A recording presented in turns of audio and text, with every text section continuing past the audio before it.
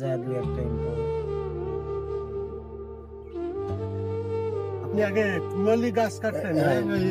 মানে ব্যাপারীদের কাজ করতেন। হ্যাঁ, তিনি তার ভিতরতে গাছে উঠে যায়, হয়তো পা স্লিপ করে না পড়ে। না না, নারকেল গাছ কাটতে যায় ওই সে কাটতে হবে, কাটতে যেতে পরে যে এখন কি সবে মেরুদণ্ড আর ভেঙে যায় নার্ভের সমস্যা।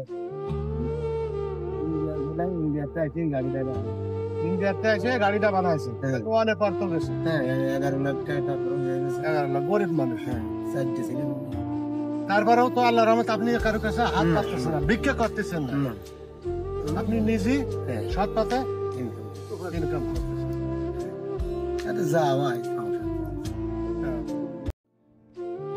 আমি যে একটু আপনার কাছে সাহায্য চাচ্ছি, আমার গাড়িটা তেল ফুরে গেছে, আমার কি দেবো নাকি? কিছু টাকা দেওয়া যায়? হ্যাঁ, যাবে নাকি?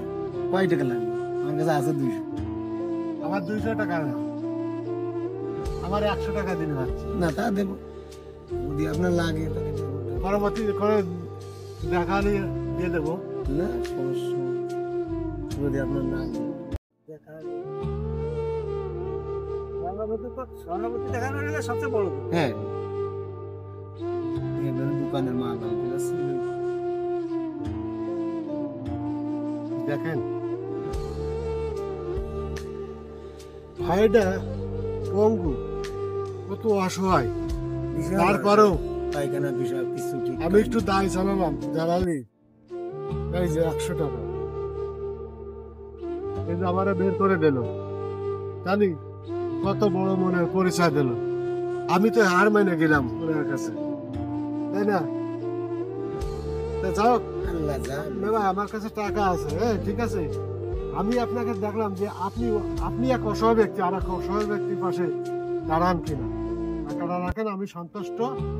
হ্যাঁ, আমার তো বেশি কিছু দেওয়ার কোনো তৌফিক নেই। হ্যাঁ, আমি আর কি করতে পারি আপনার জন্য? সন্তুষ্ট? খুশি দোয়া করবেন?